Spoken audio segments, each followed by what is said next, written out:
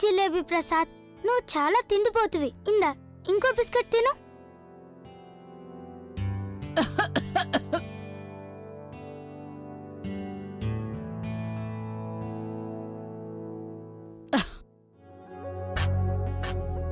మాల కట్టడం అయిందా? ఆ పనిలోనే ఉన్నానమ్మగారు, కాసేపట్లో అయిపోతుంది. నువ్వేం బెంగ పెట్టుకోకు. బెంగ పెట్టుకోకుండా ఎలా ఉంటాను? నీకు కదా పని అప్పగించాను, బెంగ పడక తప్పదు మరి. అరే, ఆ జోలి తగిలించుకుని మరీ కూర్చున్నావే?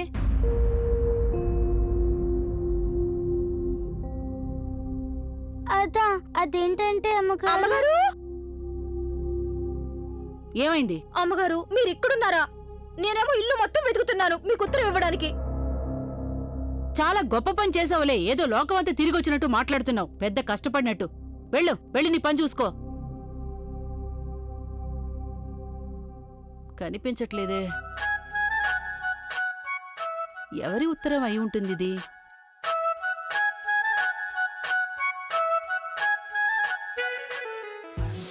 లాభం లేదు, ఇంక వాయిదా వేయకూడదు. నిరంజన్కి చెప్పి కళ్ళజోడు తెప్పించుకోవాల్సిందే, తప్పదు.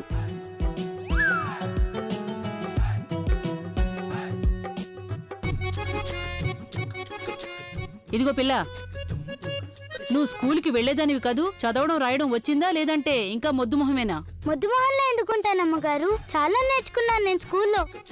కావాలంటే నన్ను ఏ ప్రశ్న అయినా అడిగి చూడండి, నేను అన్ని జవాబులు చెప్పేస్తాను. సరే సరే చాలే, ఇది చదివి చెప్పేంటో.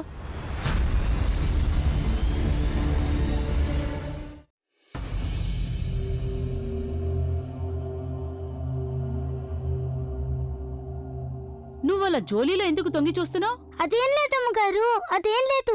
ఇవ్వండిలా, నేను చదువుతాను. చదువు. ఎన్నో రోజుల తర్వాత వచ్చిందే నాకు ఉత్తరం. ఉండండి, నేను చదువుతాను. చదువు. ఎవరు రాశారు?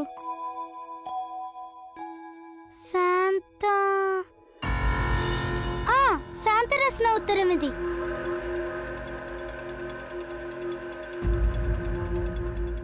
సరిగ్గా చదువు. శాంతాన్ని రాసుందా? అవును. ఇంతకీ శాంత ఎవరు? శాంత అనకు, శాంత నానమ్మాను, నాకు అక్కయ్య ఆవిడ. అయ్యో బాబోయ్, మీకంటే పెద్దవాళ్ళున్నారా? చాలే, అడ్డమైన ప్రశ్నలు అడగకుండా ముందేముందో చూడు, చదువు.